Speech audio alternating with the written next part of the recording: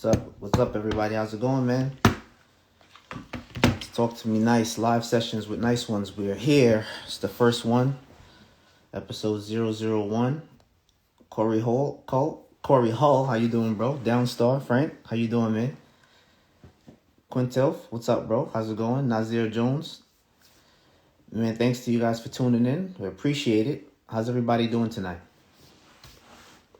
Ferraro 203, been a long time since I see you, bro. Everything good? The car plug, what's up?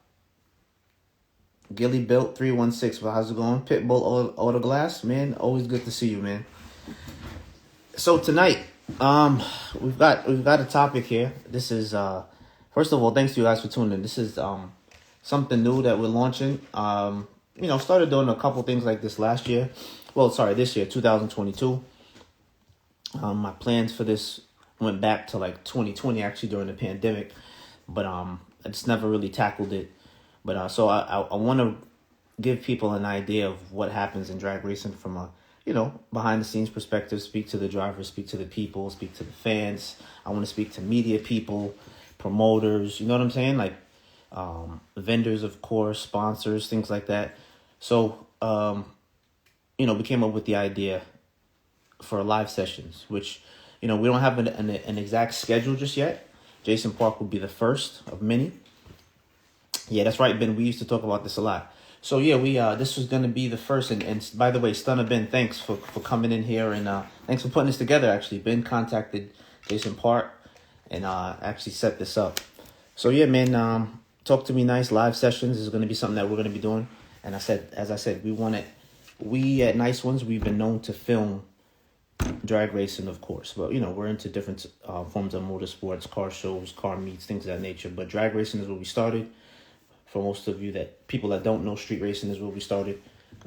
Then being able to film on the track, it has been a blessing. And then we just want to take it to the next level now, because it's not about the cars. Racing is bigger than the cars. Without the people, there are no cars. You know what I'm saying? Tommy Burdett, I actually spoke to Rolando. This is a while back. I have something planned for you guys, so I'll hit you up in Rolando like tomorrow if that's cool. Wait, you named your son after me? And shout out to your son Julian. There's no way that no man, I don't believe that, man. No, don't say that. Yo, Tommy, man, your son is doing this thing. Yo, you guys brought it really brought a smile to my face seeing what you guys have been doing with that car. But yeah, man, I'll give you a shout. And bro, thanks again, man. Thanks again. So again, the live session idea is something that we wanted to bring to people. We want to bring it on a consistent basis. Look out for a schedule. I have a few people already lined up, and we're just going to take it from there. First thing I want to say before we get started, this week has been, the last week or so has been, kind of rough in motorsports. We had Morris McCreevy from Morris Tuning. He passed away, unfortunately. Morris is someone that I go back with at least 15 years or so. Went to his wake the other night. That was really tough. Send my condolences out to his family and friends. Morris, man, you mean a lot to us, bro. And I hope you know that. I hope, hope you're in a better place now, bro. We love you. And all I could say is that just look out for something. I have to put something together from Morris from Midnight Auto. Midnight Auto is one of the first group of racers that embraced us when we started filming. It was them, Top Level, High Boost, OTL, certain crews from New York. And to see that he's gone, it really hurts, to be honest with you. So once again, Morris, we love you. Rest in peace. You will not be forgotten. I'm going to make sure of that. But so I want to talk a little bit about, again, the live session idea tonight is very big for me because I get to talk to Jason Park. I'm going to actually see if I can bring him in right now. Give me a second, guys. Give me a second. And guys, you guys are making comments in here, and it's hard to keep up with them. It's pretty quick, but definitely thank you. Thank for all that. I see everybody's, saying, rest in peace, Morris. Thanks again, guys. So now I'm going to see if I can get Jason Park in here. Give me a second, guys.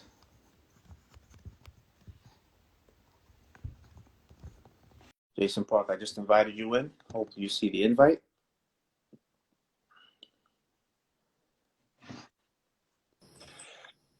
I think he's connecting. Hey, bro.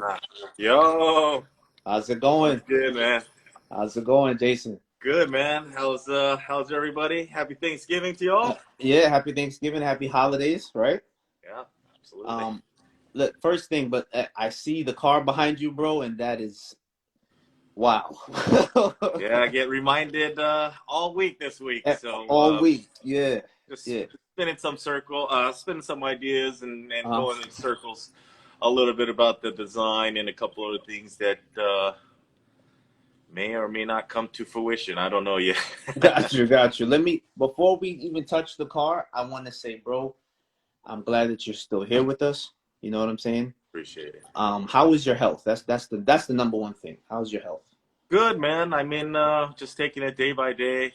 Um, my foot is feeling pretty good now. Okay.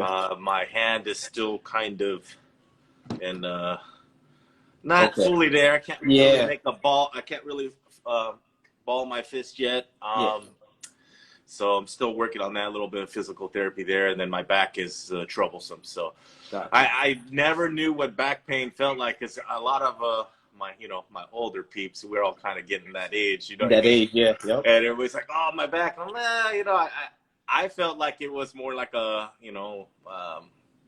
like fatiguing, But Gotcha. Yep. once I broke my back, I was like, "Shit, man, that shit really terrorizes you sometimes." So I'm Wow. still So working on that. uh Hopefully, I recover somewhat, but yeah. Other than that, I'm moving around a little slower though, but Gotcha. I get things done. So what with the injury? So you actually broke your back, and what else? Yeah, I compression fractured my L2 in my lower back. Oh wow. Okay. About 15%, they said. So I'm up in the air whether or not getting surgery or not. For right Yep. now, they said let's just see what happens. If it's too painful throughout February or March, then Yep. we'll probably have to go in there and repair it. Gotcha. So, but Okay. for right now, I'm tolerating it. I think it doesn't bother me too much. I kind of just have to find a particular position to kind of, Yes. so it doesn't bother me too much. But other than that, it's a small piece to where I'm at, man. I'm blessed to be here. I'm blessed to do this live with you and continue on. So, I'm happy. That's good, man. Listen, again, you being here is the number one thing, and that crash was an awesome wreck. Like I've seen a lot of crashes. For those who don't know, I'm usually on track. Me and the guys, whatever the case is, we're event in day out. I've seen a lot. We don't put out a lot of crashes because it bothers the hell out of me. Me too, Right? man. Yeah. And I didn't want to post anything. I didn't want to show anything until the race was over. I didn't yeah, want to spook nobody out because racing is very much a mental game too. You got to be 100%. there. You got to be there 100% as a driver. So Exactly. didn't want to spook nobody or nothing. Yeah. So Now it's one of the let me. main reasons why I came back to the track. I shouldn't have, but That, I forced myself to. that is one of the Like I'm all questions right. that. I'm all right. So just a little, for a little moral support from my team and everybody else. But man, when I flew home, that was not fun at all, man. That was not fun. Yeah, I got a couple questions about that actually. All right, but I want to go back. I just want to like rewind a little bit. How did you get into drag racing? Because I've known you for quite some time. I'm talking about. I remember. I don't know if you remember this. I drove out to Indianapolis one time for an NHRA event, and I saw you there. Yeah, yeah. You remember that, right? That was at 2006, was it? 2006. 05, Yeah. 06? Yeah, yeah, yeah. Yeah, Down that was by fun times, man. I love yeah, that.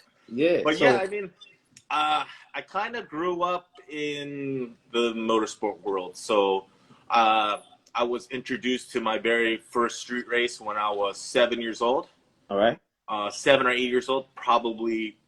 I didn't remember all the details, Yeah. but I Yeah. remember that I was completely fascinated by it. Like I thought it Really? was Disneyland. You know what I mean? Wow. So, my next door neighbor, Stephen Carter, was my best friend at the time when I moved into the neighborhood. Okay. 1983, right? Yeah. I've been friends with him since. He's same age as me. So his dad was a third generation CNC machinist. So Kind of crazy story with that too. I talked to that about Downstar, but that story. But anyway, so he was very much into racing. So he had the Camaros, he had the IROCs, and we kind of just grew up into the domestic side of street racing. He Okay. was very much a street racer. Yep. So I was kind of almost born into that era. So we were always going boat racing. That was one of the main things. We would probably go boat racing. Felt like every other week back then, you know? Yep. And I'm talking like boat drag racing, some serious like 1 in 4 races, somebody would die, you know? So Wow. it was a wild time back then where like in the 80s, it was just kind of like a free for all, you know? And so Yeah. a lot of those things, you know, kind of developed a lot more safety equipment throughout the years, you know, and trying to keep drivers alive and continue the sport. But most of the boat stuff did die off because it was just way too dangerous. And, you know, we kind of fell more into the street racing side of things. So we'd always go, Gotcha. always go to the local street races where I'm at, which is the San Fernando Valley, which is one of maybe the first here in Cali to really kind of put down street racing in the, you know, in the world, really. Wow. Wow. Yeah, so I was kind of involved in all of that when I was just a child, you know, like, Wow. you know, riding my BMX around and skateboarding, and then at night would go to the street races. You know, it was fucking, Exactly. it's nuts. Yeah. You know, it was just part of life. It wasn't anything like extreme to me. It was just kind of like, oh man, this is cool, you know. Exactly. So Yeah. that was dope, you know. So kind of from there, it kind of just stemmed into knowing what I wanted to do for a living, you know. It was either that or, you know, go into the Navy or the Air Force because I'm fascinated with jets, you know, like fighter jets. Really? Yeah, that stuff. Easy. That's what this car was named after. It's Ghost Rider. Ghost Top Rider. Gun is my old-time, like, Wow. favorite movie. I'm Okay. a Top Gun nerd.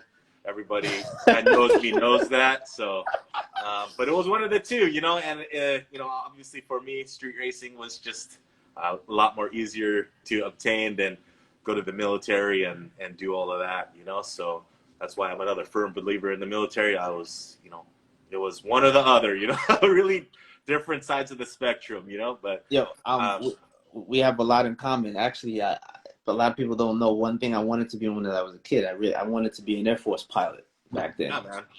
And the movie I loved was Iron Eagle. You remember that one? Oh yeah, for sure. I need to go 1, 2, 3. I got all of them joints, man. I got all of them. Yeah, I was all into that, man. Yeah. Yo.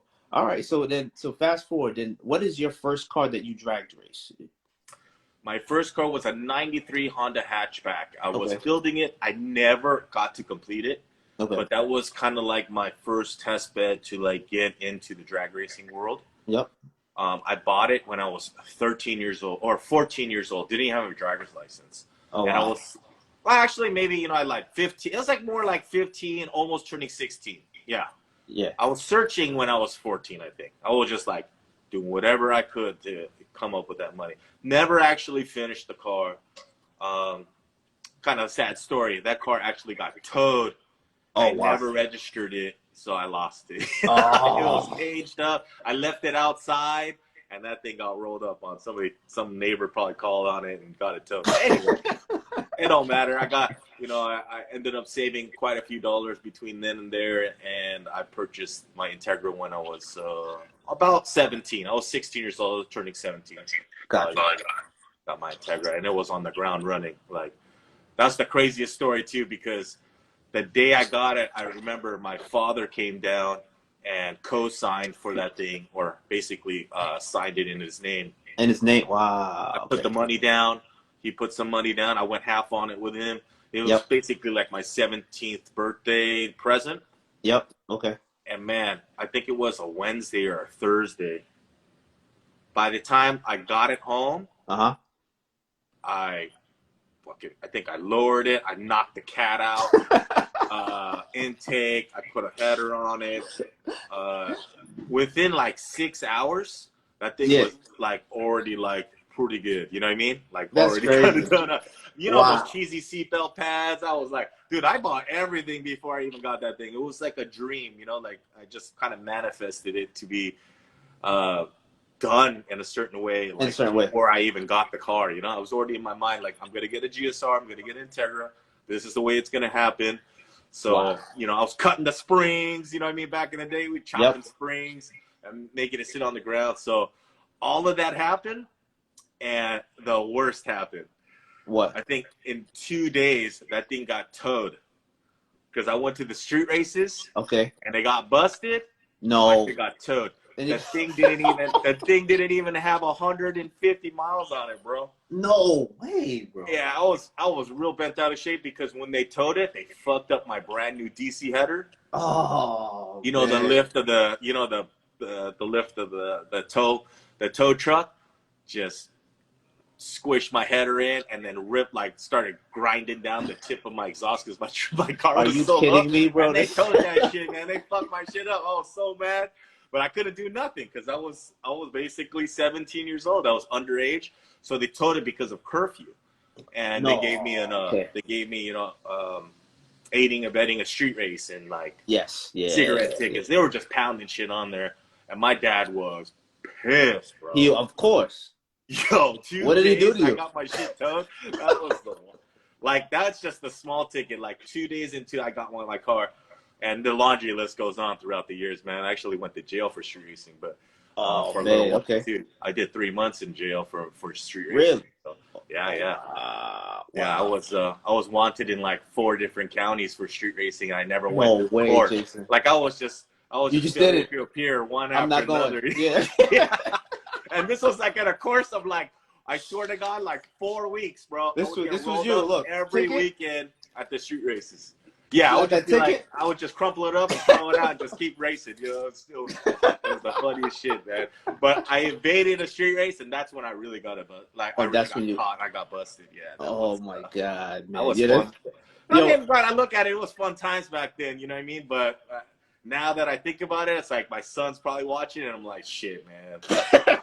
I hope to God that shit don't happen with him, you know. But he knows better. He's a smart kid. Yeah. So I'm trying to raise him right and show him some respect with law enforcement and not do it like his dad did, you know. Yeah. That's Hey, the man, thing. you know, back in the 90s and the 80s, dog, it was lit, man. You got was away with lit. everything. You know, no cameras, no nothing. You know, it was like you could do whatever you wanted, you know.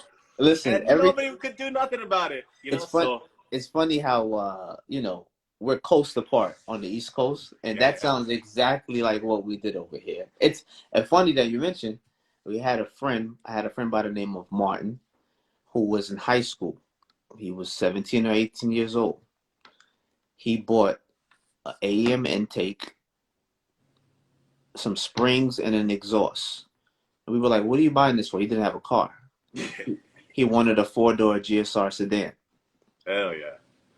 We were like, bro, you're not getting that car. He ends up getting the car. He goes to a street race, of course. He wipes it out and hits a pole. Oh, oh man. Yeah, and not even street races. You know, like you're coming back from the races, you and your friends are playing around, whatever the case is. So this was on, I think, Francis Lewis Boulevard. Anyone who knows New York, Francis Lewis was a hotbed for street racing back in the day. So I believe he was, on the way back, they were, probably playing around on the streets or whatever. And he lost control, went over like the median and went into a pole. Car was done. He ended up in the hospital. Yeah, he was in the hospital, right? Wow. Yeah, he was in the hospital. He wasn't bad though. He had some cuts and bruises in the hospital. So he's in the hospital. And I wasn't there, but I remember our friend telling this.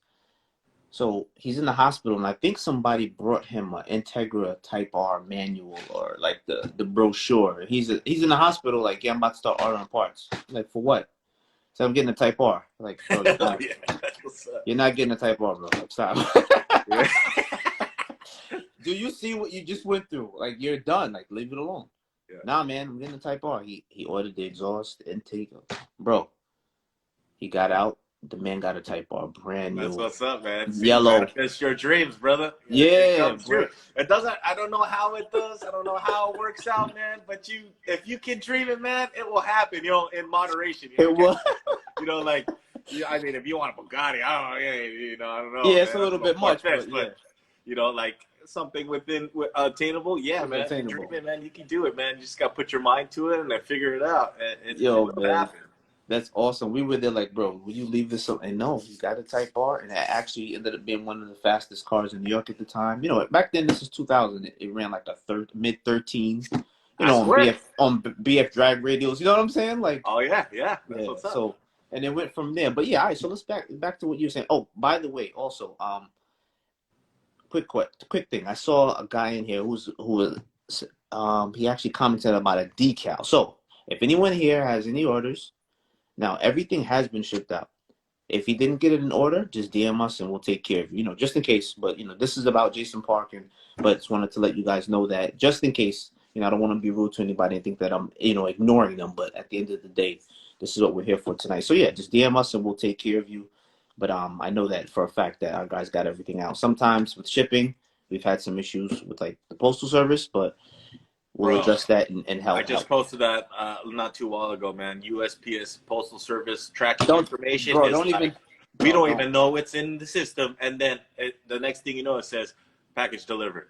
Yes. That's the way it works with that, man. I've had some packages and they can't find it. They don't know where, and they don't have an answer for me. And they're like, "Yeah, we honestly don't." One time I went and they said to me, we have a few trailers outside and they haven't been touched. I said, "What?" Yeah, it's the worst company ever. But hey, when it runs by the government, man, everything goes to shit. 100%, bro. All right, so, that's cool. I never knew your history in it. Like, I know you went way back, whatever the case, but that's cool to hear that. Now, you ran in the or you run in the sport front wheel drive class.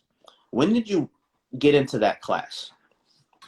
I jumped into sport front wheel drive almost in the beginning of it, in 2004 when it was initiated by Javier. Yes, he did. Yep. I think at that time I was just racing bracket. I wasn't racing anything crazy. There was like bracket 1 and 2. Yeah. I think I was in 1. At that time, my car was going probably 1120s, and this is a street race car, 1120s, yes. And then it got up to about 1080s. Okay. And that's back in close to 05. Yeah. Wow. And then I said, you know what?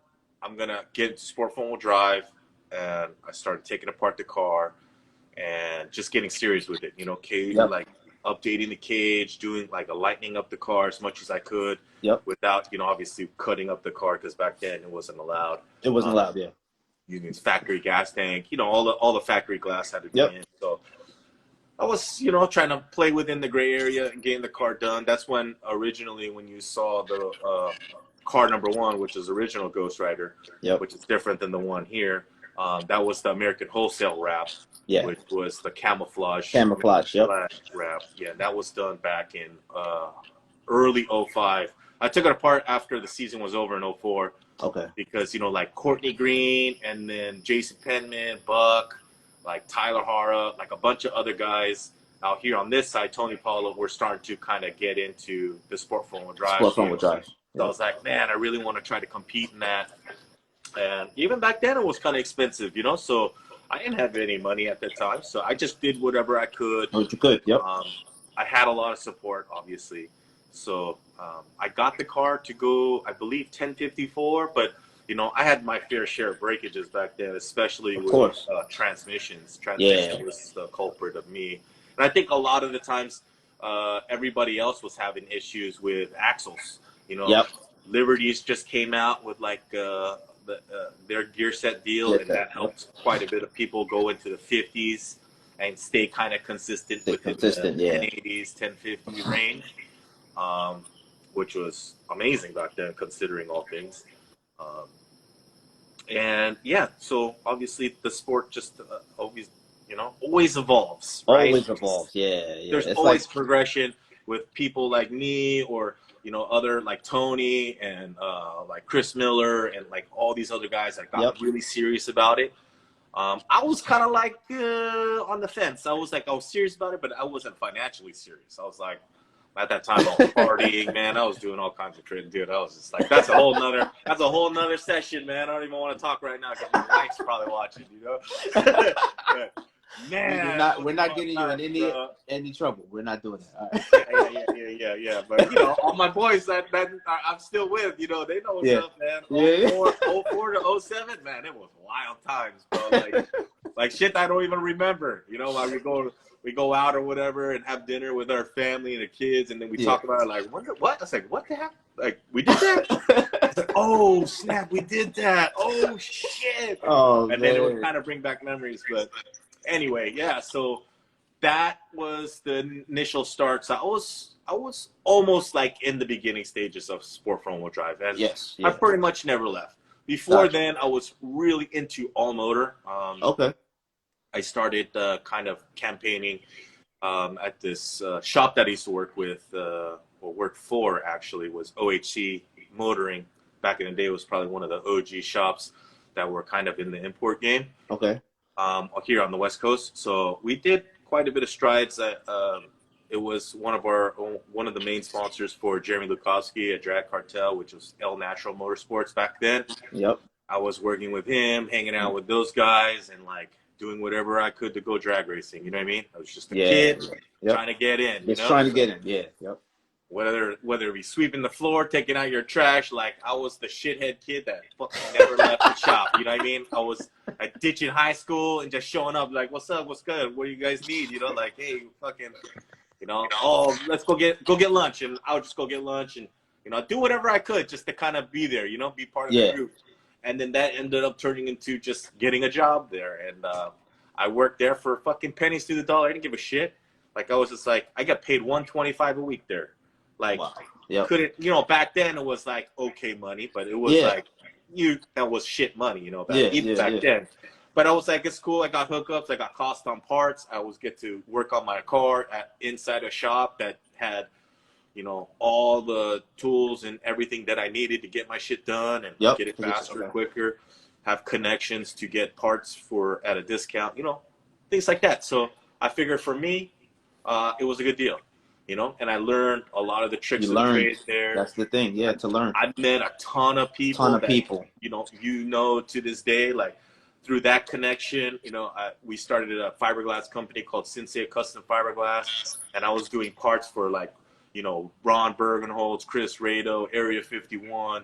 We did STR. We worked with Ford. We worked with Toyota. We worked with a bunch of big names back in the day. Yeah. And that really kind of flipped me into the door of the import world. Even though I came from the domestic side, it was like somehow, some way, it just my cousins kind of influenced me to do import stuff. Yeah. And then I just said, you know what? This is what I'm going to do for a living. This is what I'm going to do. This is what I'm going to try to do. And I just did whatever I could. And that stemmed into what you see now, What you see now, I've been in the business for fucking forever, over half my life now. So that's fun times, man. I just enjoy the journey and meet with people like you. I consider my brothers now, Definitely, of course. But that's kind of like how I started here. Quick thing. Arias Pistons in here. He said, Jason, you're getting old. Yeah. Hey, man. Elmer's old too, man. You dipping in your 50s, brother. You tell me I'm old, man. I'm getting there, but, Oh, man. And we have I'm still young up here. You're still young. That's it. Which counts, And I do see a few celebrities in here. I see Steve O from CLM in here. I see Gringo all-wheel driving tag, a couple all-wheel drive guys. I think they're trying to influence you, Park. No. We'll talk about that at a later time. I just, I'm glad that I'm moving around, man. And dude, I take every day as a blessing now. Of course. I had my fair share of near-death experiences. You know what I mean? But in the aspect of my career, I have not, Gotcha. I've been on motorcycles, I've been run over, I've been, in car accidents on the street, I crashed my race car, like my street car on the street. Yep. So I've been in a fair share of things, but nothing like this caliber. It was like strange how it all happened. I want to talk to you about that. All right, so you make it to World Cup, you come out from the West Coast. Right. How did that day go? And give us the rundown on that day. Like, did you get a hit before that? Was that the only hit? Like, how did the day pan out for you? Yeah, so I want to back up just a little bit Okay, sure. because, like, obviously, there's like a couple things that were attributed to what happened Okay. at World Cup. Yep. So, um, you know, as everybody knows, this car here is like a staple for me to test a lot of things, right? Yeah. Just to kind of push the industry envelope ever so farther. Like, I don't I don't keep any secrets. As Gotcha. much as a lot of people try to think that I do, I Yeah. don't. Like, I share every bit of knowledge that I find out from this thing, and I share it for everybody. You know, if you ask, I'll tell you. You tell. You know, Yep. I'm not out there just putting it out in the open, but you know, if people ask, I tell them. You know, they give me a call, they ask me, I tell them. You know, so Yeah. Anyway, so in light of things before the event happened, this car has been through, you know, numerous changes, Okay. but for from last year to this year, Yes. almost nothing changed. Okay. I didn't change Gotcha. anything. Okay. Only Yep. thing I did was I took the wrap off. I got the car freshly painted. I got a couple things from Alex from Constant Design to spruce up the vinyl a little bit on the roof and things Okay. of that nature.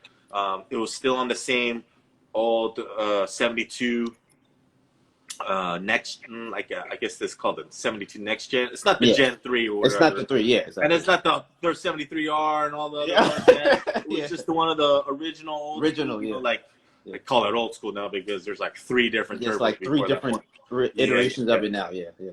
But I figured the car made 1400 on it, you know, and it does work, you know. So we tried.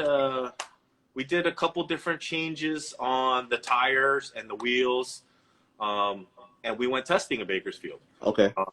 And we made 3 full passes and 1 like half track pass, just to kind of test the car out. Just to test where see what's at. This was just a normal test and tune day, you know, no track prep, no nothing. We don't have like kill mode here as you know as other places do, you know. So it was promising. Went like the incrementals were pretty much like in line with what we did in Vegas of last year, which was one of our fastest 8-mile passes, 8:39 at 148 or something. So oh wow, okay. We knew that the car had it in there. I did have clutch issues when we went testing, so the clutch was slipping. Yep. So I couldn't make like a 100% full 100% pass. I was pedaling it, you know what I mean? Yeah. But it would go like I think it went like 830 is at like 160 and some change, right? But I just couldn't get it to go to the 180, 190 range. So I said, cool, the car runs good, motor looks good. We took apart the motor, we checked everything looked beautiful. So we said, we're ready for World Cup. Gotcha. So that was leading probably 2 or 3 weeks before we were headed to World Cup. So no changes ever happened. As soon as we got to World Cup, we just got on the ground running, man. I mean, I was excited to test, so I wanted to test on Wednesday for 60 foot. Yep. We did that. I have to kind of confess on the last live because I swear in my head I thought I made 3 passes. I made 2.5 passes. You made 2.5. Okay. Yeah, because the second pass, my charge pipe came off, and that pass was aborted after the ground. I was talking like I was making 3, but I didn't. I made 2 passes. So the first pass was pretty much a 330 pass. We didn't really even go to the 8th. I had a little issue with the strain gauge, which Abe, you know, tunes my car now.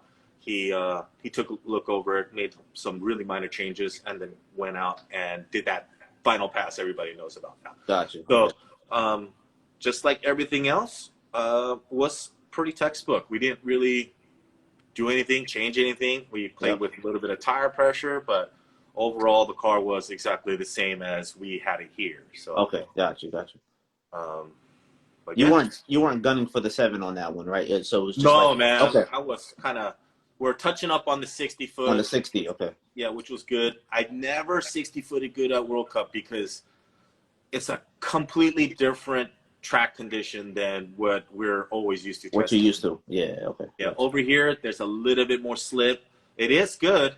The surface is really nice, but it's just not like as tight as World Cup is. Okay. So we get a lot of chop and wheel hop there.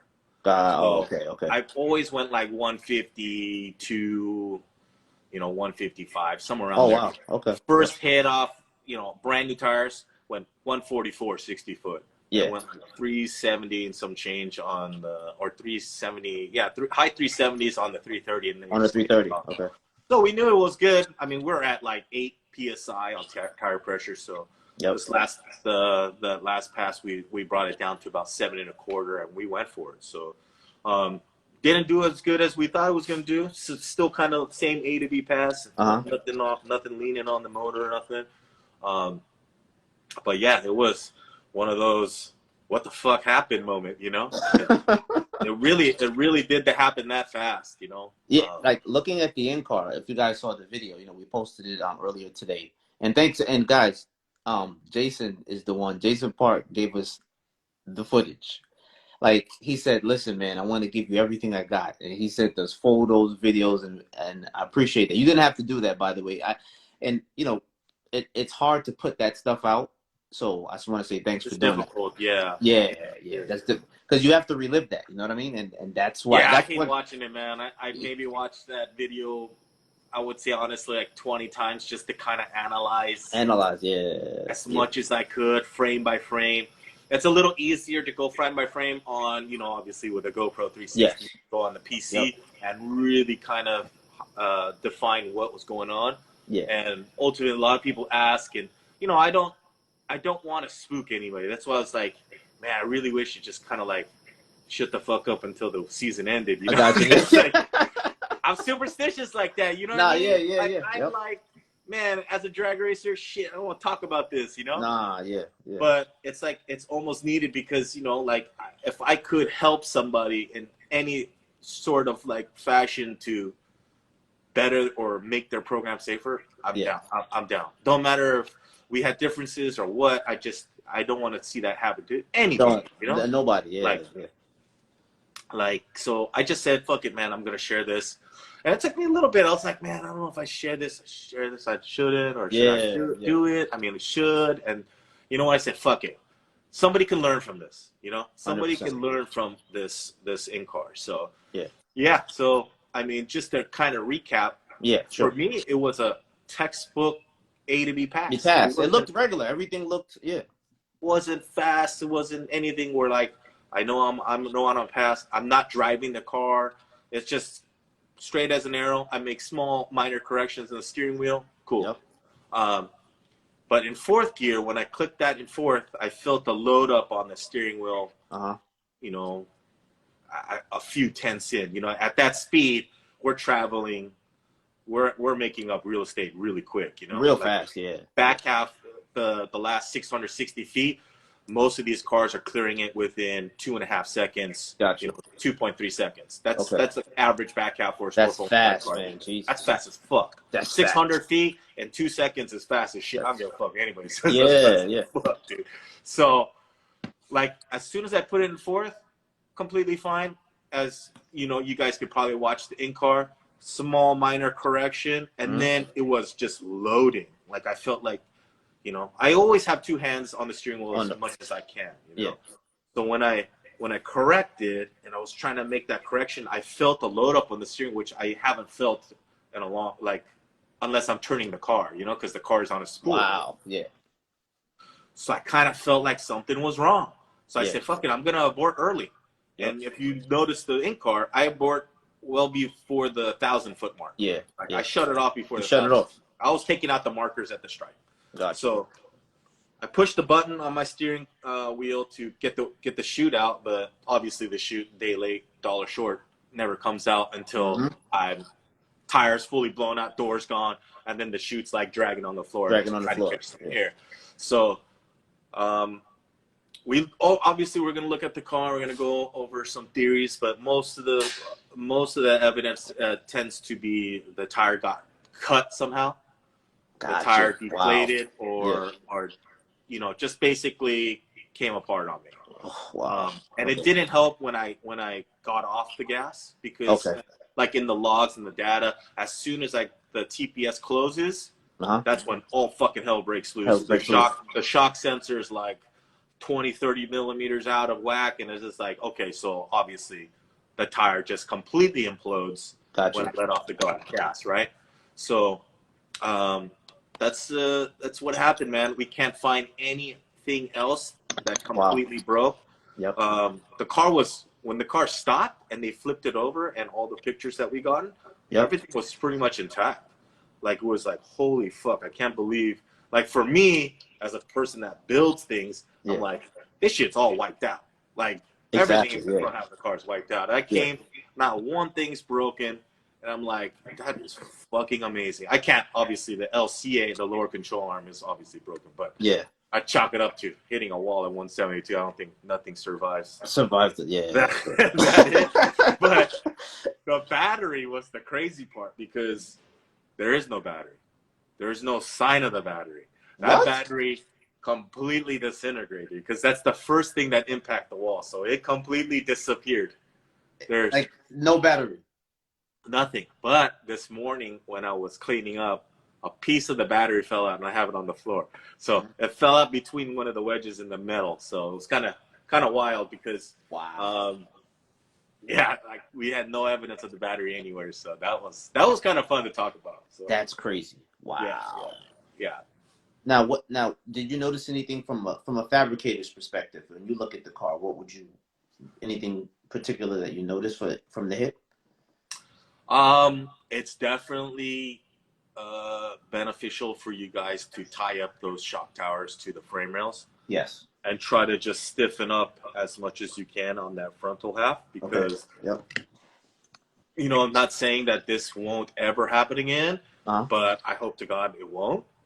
But that for sure has helped keep, the car as safe as possible, as much as damage as it gotten. Gotcha. But yeah, like things as a fabricator, designer, things that kind of come back from a safety background. Like, yeah, I try to do things methodically so that if this happens, this can keep me or keep the driver safe. Keep the driver safe, yeah. In light of like lateral hits or like, barrel rolling or any of those things that obviously I've seen incur throughout the course of my career and enjoying watching racing throughout the 2 decades that I've been doing it. I've seen a lot. I've seen a lot. I witnessed a lot. I've inspected a lot because obviously I was doing some tech inspection.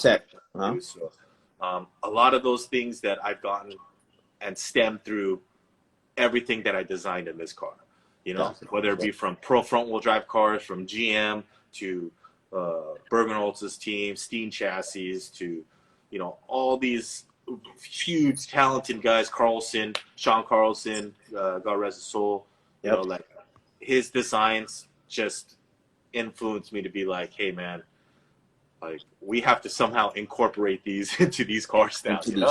Yeah. So yeah, well, we can go over that, and when we look over the car, because I really do like to showcase the car. Whenever you're ready.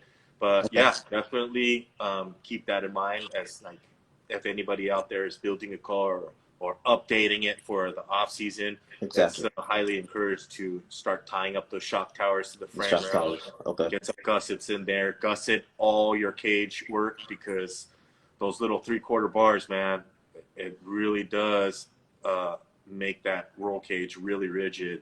And those are all new SFI updates for 25.1, 25.5. Yeah. So anyway, but like I said, if you are pre-updating and built your car back then, I highly suggest to just go ahead and add them in now because it's worth it. It's definitely worth it. What caused the car to go upside down, you think? Well, normal Jersey barriers have that retaining lip on the bottom where, like on any highway, you get onto, there's going to be concrete barriers. Those things are to help keep things inside that barrier. So, there's me and Roger from NHRA talked about this quite a bit about Jersey wall barriers needing to be flat. That's the new design, right? It's the new design. The new track design would be a wall. I think the minimum wall thickness is like 20 inches or 24 inches now. Gotcha. All right. Jersey wall barriers are much thinner than that, but they have an angle to them so that when a car impacts them, it kind of helps the car bounce back into. Bounce back. Yeah. Okay. Kind of keeps it retained inside those walls. Inside the walls. Okay. Ultimately, at a track, you'd want to keep two high-speed objects contained in 100%. these walls. 100% makes sense. But yeah, that's kind of like the angle that I was coming in at. Yeah. Very similar to like Choppoline's and and like La Carla. I remember that crash. Not to Grayson's car. Rafa's car about a year ago too. Yeah, Rafa's car when his car crashed. Very similar, dude. So yeah. I just kind of one-upped everybody, so to speak, in the same similar fashion, and didn't want to, Like, I watched so many crashes, right? And thank God none of them get hurt, I'm like, cool, like in my mind, like as a driver, I'm always thinking, yeah, eventually I'm gonna crash, right? I know this. I don't talk about it. Nobody talks about it, but it's not a matter if, it's a matter of when. And when it does, it's usually like, oh, fuck it. I got, it's cool. I'm just going to hit and then maybe roll or whatever. But I'll be fine. Like you feel invincible, right? Because you get so used to going so fast that it doesn't really feel fast. It doesn't feel fast anymore. I know a lot of guys say that. Like, like when I'm on the freeway, I'm like, fuck, this is taking forever, like things like my wife fucking hates me for, It's like, like I'm at a light, and as soon as that thing turns green, I'm like, what the fuck? Where did she go? So, but that's just me, you know what I mean? Like that's my personality, So, everything happened in that particular incident. It happened a lot slower than it looks on video. Okay. Yeah. Because when I was chalked up in the hospital, I never saw the video until I got to the track. Because I had no access to them, Yeah.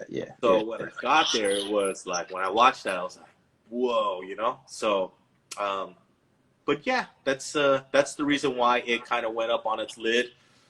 It was meant to do that.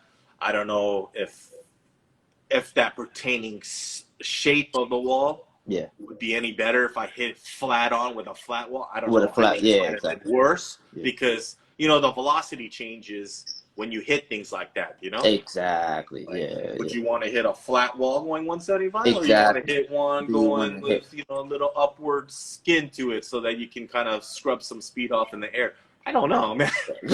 All I know is that shit hurt like hell, man. That shit. How was that impact when you hit the wall, man? Like that looked like when I'm watching that, like, bro. Like I saw it coming, and I was like, okay, I'm just gonna bounce off this thing. You just hold on at that point, like. Yeah. So when I was coming up on the wall, I was like, shit.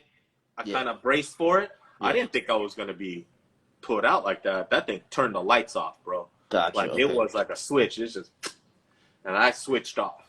And I was upside down, but it was weird because I knew I was unconscious, right? I knew I hit the wall. Yep. But all I felt was heat. You know what I mean? I felt like I was fucking on fire. Really? Right? Okay. Because I felt the sparks that were obviously when you guys go racing, leave your lids down because I always drive with my visor up. Yep. Which is really stupid in this particular case. When I fell on my lid, all those shower sparks were going straight. Oh, okay. So I had this burning sensation. Obviously, I'm out cold, but it's weird because like it's almost like a third person deal, right? Gotcha. Like you're out, but you can feel everything. You can feel everything, right? Wow. Okay. So as soon as I stopped, the main thing was like as soon as I woke up from that, which was pretty quickly. But I couldn't breathe. Like I felt like I was on fire and I couldn't breathe. And I'm trying to catch my breath. Scary feeling, man. Jesus. Yeah, it felt like I was drowning. Like I was underwater and I tried to take a breath and I can't, Yeah. And I'm like, as soon as I like kind of get back to what I was doing, I thought I was on fire. So I'm fucking freaking out in the car. Yeah. And I was like, holy shit, that's what, like when I watched it, I was like, that's what was going on. That's what was going on, okay. So as soon as I like wiped my eye, because I couldn't open my eye because all the shit in there, I kind of like wiped my eye and I looked and I was like, okay, no fucking fire. So as soon as I saw there was no flames, I was like, I just need to calm down, you know? Yeah, you gotta Calm relax. down. Gotcha. So, Okay. Yeah. um, the the EMTs were and the track officials almost there immediately. So, which Bro, it was thank God, literally man. seconds, bro. I praise them till the end of my Unbelievable. days, Yeah. bro. Like that was amazing how quickly they showed up. So, Yeah. Yeah. I keep forgetting the gentleman's name. Popped the door open, popped my belts off, and that Okay. was like the best relief I've ever felt. You know? Wow. Okay. Because I was like still trying to catch my breath, but what was happening is since I was inverted, my Yeah. neck, my restraints were kind of like just tugging up on my Tugging chin. up on your chin. So yeah, I was like really trying to breathe, and plus I got the wind knocked out of me when I hit the wall. So Gotcha.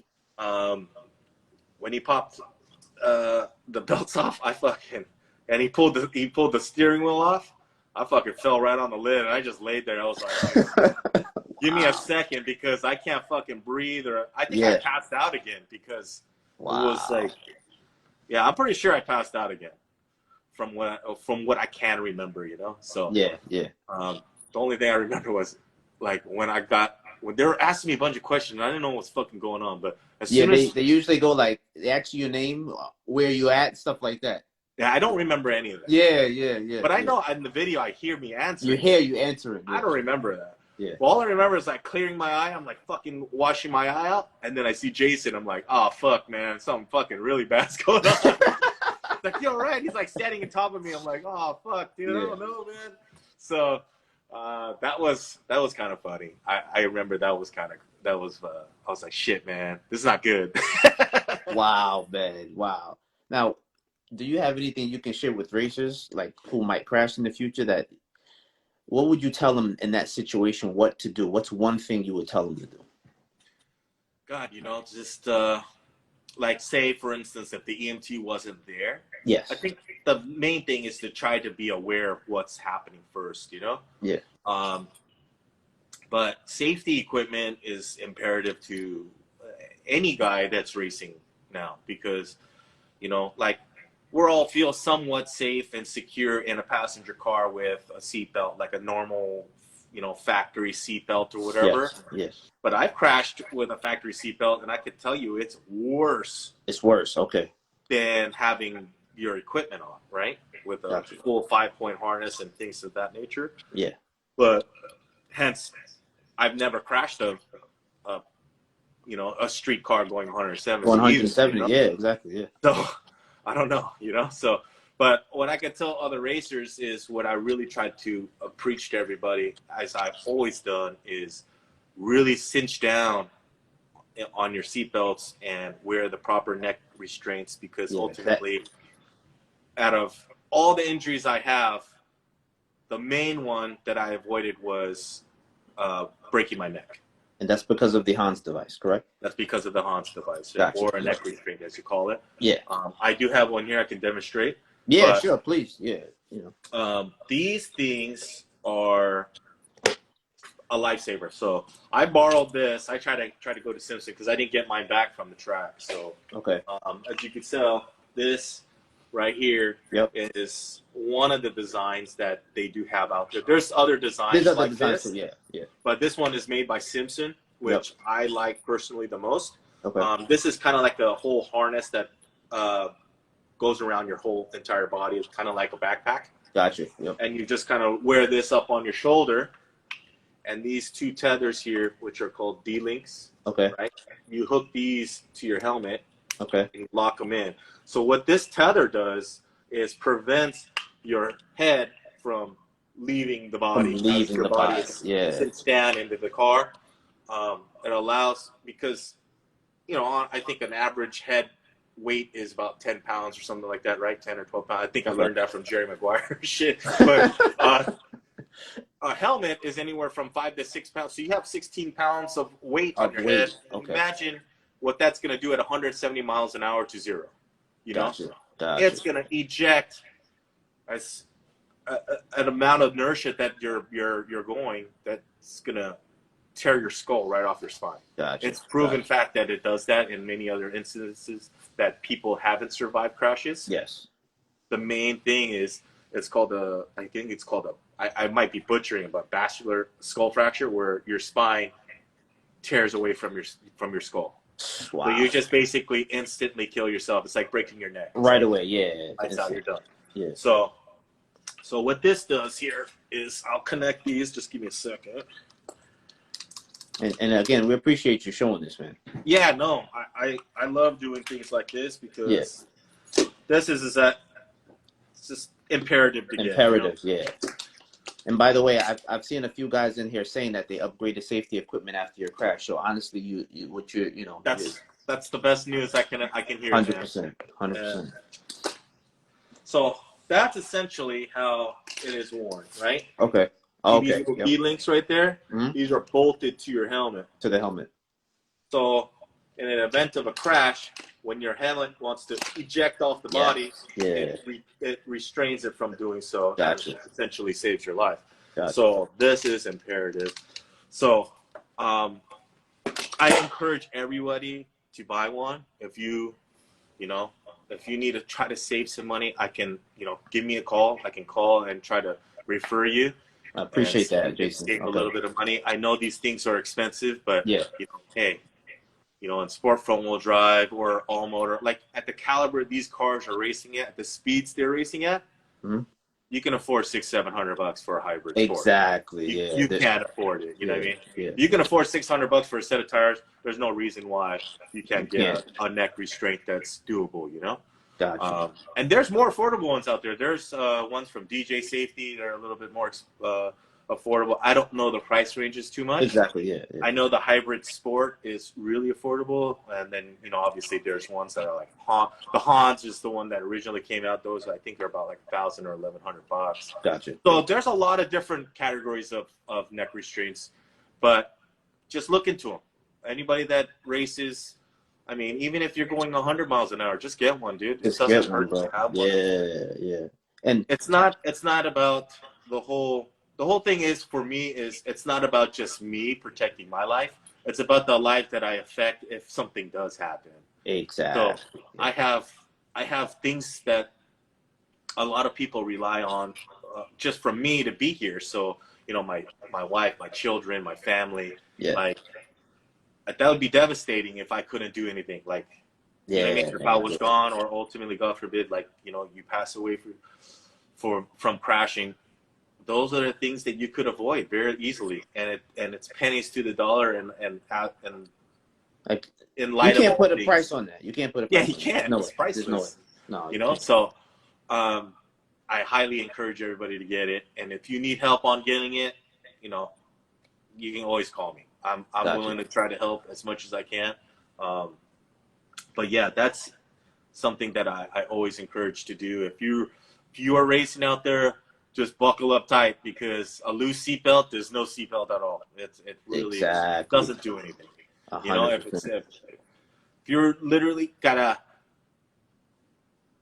do anything, at least tighten up your belts. I see so many people out there just loosen, like just loose, comfortable. You know what I mean?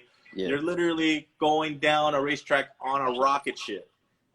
That's what it is. It's a rocket drive, rear-wheel drive, whatever it is. These things, it's about the speed. It's not about how fast you can get there. No. It's about how fast you're going. You're right? going, So, 80 miles an hour to zero is death. And a human body, we're really fragile, dude. You hit something at 35 miles an hour, you could die too, man. You can die, yeah. Like, you could die too, man. Listen, I've been, I was at E-Town when Scott Kalita, it had his wild, right? Yeah, and that was one of the worst feelings. For those who don't know, Scott Kalita was a big time NHRA drag racer. I was there at E-Town, and that silence when he crashed, like, you knew something was wrong. Like, that was the worst feeling ever, bro. Like, that car went 700-800 feet past the sand trap. Like, bro. Into the trees. Yeah. Like, nothing was left, Now think about that, how fast that car was, right? 340 miles an hour, 330 at that time. Gotcha. Now think about this. So a few years after that, there was a guy in a Corvette. I think it was an 1150 index car, if I'm not mistaken. You would think, hey, He's not on the street. He's at the track. I don't know. I wasn't there for this. I heard about it. He crashed, I think, or top end, and he passed away. And that was an 11-second car. You know what I mean? Like, bro, like it is serious. Like we love it. We love the speed, and we love to see, as spectators like me, man, I love being on track because I like that. When you guys are coming down track in the mid track, there's nothing like that feeling. Nothing like that. Like The sound of the tire that the tire makes, like, yes, I'm all about that. So, like, every time I visited E-Town, I love to go back on the back side of the track. On the back side. On that top hanger. Yes. Where you can, like, kind of, I don't know what that thing is called. It's like a balcony or whatnot. Yeah, they had a balcony. Yeah. I was there when Jonathan Reynolds crashed, the tile car. Wow. I watched that whole thing it was right in front of my eyes, you know? He's in here, by the way. Another superstar in here, Mr. Yeah, Reynolds. man. Reynolds is like a unicorn, man. Bro, don't even. Dude, that guy, I don't know how he does it, but I need his genes because when I crashed, I was like, I'm fucked up. He crashes like drinking a fucking Bud Light, hanging out with a friend. I'm like, damn, man, how'd you do that? You know? Like, oh, man. Like, he's been in some gnarly ones, He's been in some, He's been in some really serious ones. So, God bless that guy, man. God's on that guy's side, man. Yeah, man. Reynolds, actually, he's one of the people I want to talk to in the future. Yeah, for sure. Yeah. He's been at it for a lot out of him, too, man. Yeah, He's one of those talented individuals that know how to drive, know how to crash elegantly, man, as they say. Now, let me ask you. You mentioned the speed, and I know you mentioned the tire. Do you think these cars are getting too fast? And now, please, guys, don't kill me. I'm not saying you guys are, because I know that as a racer, we all want to go fast. That's the key. You want to get to the end faster, and you want to improve that incremental time, and you want to show that mile an hour. Do you think they're getting too fast? Is it something that can be done? Like, you know what I mean? Like, is there something that you think? I thought about this for a long time, and we didn't have a lot to think about because the performance level at these cars are going at right now with turbo technology. Yes. It happened in a blink of an eye. I mean, 2 years ago, we were talking about trying to chase the sevens, right? Yeah. Like, it was hard because of the power level that we were at, the weight ratio that we were trying to put them at, and it was the quest to chase that elusive 7-second pass, you know? Yeah. So within the last 24 months, these cars have picked up almost 400 horsepower. Jesus Christ. That's crazy to me. That's a lot. That's a lot of power, bro. So as you see now, man, it's like sevens is the new eights, right? Yeah. Yep. And if you look at the ladder, I think the ladder for World Cup was 22 cars out of the 32 were going sevens. We're going sevens, something, yeah. Over half the field were going sevens. That's bonkers, bro. That's crazy. You know? Yeah. So in light of all things, progression is natural for this sport and drag racing. It's never gonna stop. People that do this have so many intrinsic ideas where they're just waiting to use, right? Like the people that I know, there's a lot of great ideas. So it's like, in light of all things, they progress really quickly within the last 24 months. Yep. But typically, we can find, there's always going to be limitations to find, right? Gotcha. Like previous years within, let's say within half a decade, like within the 5 years, right? We were like in the class as a whole, just particularly sport front wheel drive, X front wheel drive. We're finding, mechanical issues, cylinder head issues, especially fuel delivery issues. We were experiencing splitting blocks. We were doing a lot of things on the transmission side that were still very not refined yet. So there's a lot of things that got taken. I guess you could say people figured it out. right? Gotcha. People Gotcha. figured it Gotcha. out. People figured out the tuning. People figured out the traction control situations, the weight bias. Everybody kind of collectively did everything to improve in the same direction, In the right? same Nobody direction. really kind of backtracked because Gotcha. with things like this, everything's a first, which I Yeah. tell everybody. That's why I love Sport 4 Drive, because everything is a first. You know, the first to do billet blocks, the first to do this, to do that, to innovate, to make things more efficient, more safe, more faster. It's all evolving as one unit. You know what I mean? Yeah. Everybody's goal is the same. It's the So same. piston designs, rod designs, a lot of that stuff have kind of stayed the same. Sleeving techniques have kind of stayed the same now, or slightly changed so that the blocks don't split. Cylinder head design has definitely improved for longevity, whether it be BZE, four piston, things of that. They've definitely solved the issue for cracking cylinder For heads. cracking the cylinder So heads. now you have reliability, right? We were all chasing reliability. Now, once Now that was beginning, there, they become reliable. turbos started to be introduced from the next gen to Gen 3 to, Apex turbos coming out with something spectacular to like Revolution turbo kind of making headwind previous years. These are all huge improvements in power delivery, right?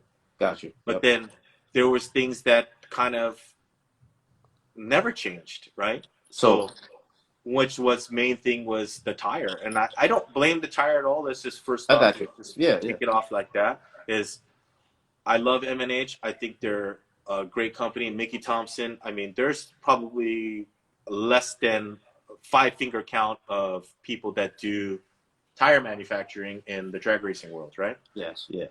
Which particularly mostly don't cater to us. We have 2 that cater to us, and one of them is pretty much obsolete now. Gotcha. So M&H was the only one that was a tire manufacturer that catered to us only. So they did a lot of development, did a lot of compound changes throughout the previous years. But now, since they developed a tire that's been proven to work, it's steadily been the same for quite some time.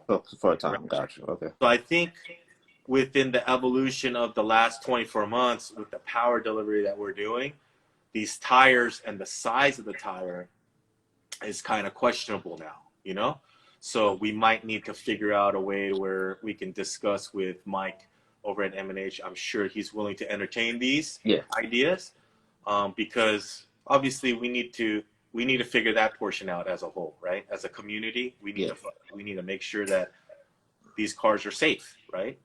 But there's limitations to parts on every part, right? Yep. Some guy might have it figured out and his motor program runs all year and shit like Nicole, like I've watched her, Miss PSI, I watched her program. Yeah. That thing is a solid program, bro. Solid, yeah. She barely breaks parts and that thing's a rocket ship. Yeah. You know what I mean? Yeah. And then other guys just go out there and kick rods all day, Gotcha, yeah. But we're all using the same parts. So I think the parts development side on the performance factor is pretty much solidified as being pretty reliable now. Yeah. Chassis are getting way better. Yep. A lot of people are developing their chassis a lot better, which is great because it also provides a lot of safety factor. But, the only thing that I think that kind of got left behind was the tires. Gotcha. Okay. All right. So I know that a lot of people are discussing tires of delamination, and this is nothing new. This is This has always been in the world of drag racing. In the world of drag racing. Yeah, like you go to a top fuel race, those tires may last 2 passes, 3 at most. Like 3 is gambling. Like people have tried that, like Antron Brown, like a lot of those top fuel teams have tried more, and you've seen them. They explode. They just completely come apart. Yeah. And then they implemented the tire. Once that happened, and the tire came, or the whole wheel came off the rear end, they implemented tethers to the wheels now. I don't know the exact design, but it's ingenious. So like when the tire left Antron's car and went into the stands or whatever it might have been, Mm-hmm. they implemented a tire tether. So if anything like catastrophic like that happened, the tire or the wheel, I should say, stayed with the car in case of a failure. So, but tire development needs to be addressed. I think it's one of the things that we haven't addressed yet. I think that's something that we could probably work together on. Okay. I know a lot of people are having delamination issues now just because of the power that we're delivering now. I mean, 1,600 horsepower, 1,700 horsepower in some cases on certain teams. That is fucking a lot of power. That's a You know, lot, man. Speed Yeah. Factory is making over 2,000 and they're on those tires. On those tires, yeah. So, Yeah. and we just got to develop something maybe that could adhere to those levels, right? Gotcha. Okay. Because it is something that we need to get addressed. So I think for this live, that's what I wanted to kind of discuss. I'm sure And MN is willing to come up to that. And I haven't talked to Mike, and I should have, and that's my bad. okay. I should have talked to him first about this, but Yeah. Yep. it was just a timeline thing. He's really busy. I'm really busy. We did discuss after the crash. He did call me. He checked up on me. He's a really good friend of mine. Really good guy. Yeah. Yep. That guy is one of the forefronts of our industry, and we really do have to support him. Yep. And he's going to support us no matter what. So this is probably the first of what he's probably hearing now. So maybe this is the time to where we can start developing something together as a community to get these cars on a right size tire, you know? So yeah, no, I maybe mean, maybe the rules might need to change to a 26. I don't know. We're always, like I said in a lot of my other discussions, is like the world that we live in always comes full circle, no matter what. History always repeats itself. It's something that in our human nature we like to always go back on. Yeah. And this car, the style of this car was born in the early 90s. Early 90s, right? Yeah. And then it turned into a hot rod car, and then a hot rod car turned into a pro front car. So we're leading in that direction. So it's like, which one do you guys want to entertain? The wheelie bar or a bigger tire? Gotcha. You know, that's where we're at this point, because gotcha.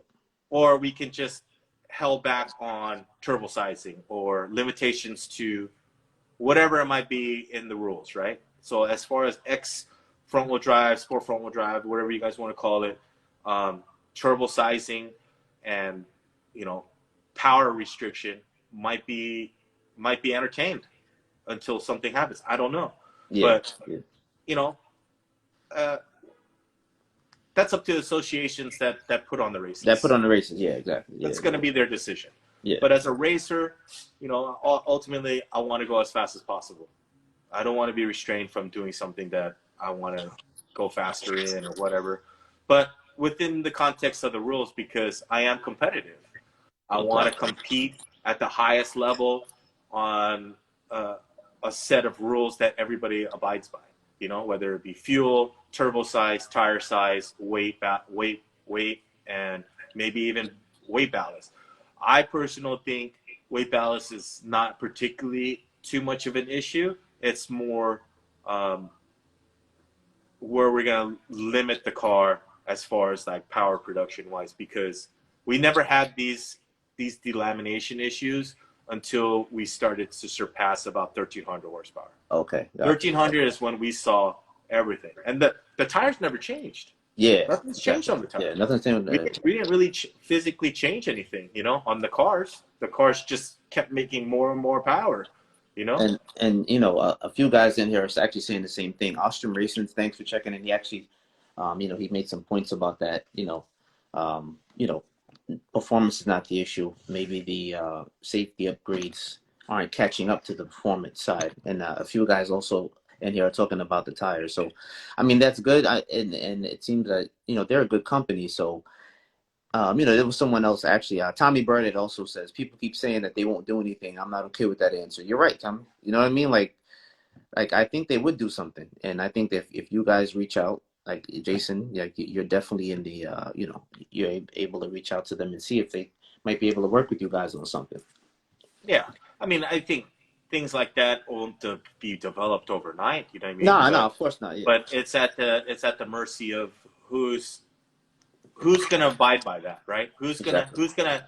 who's gonna put their foot forward first?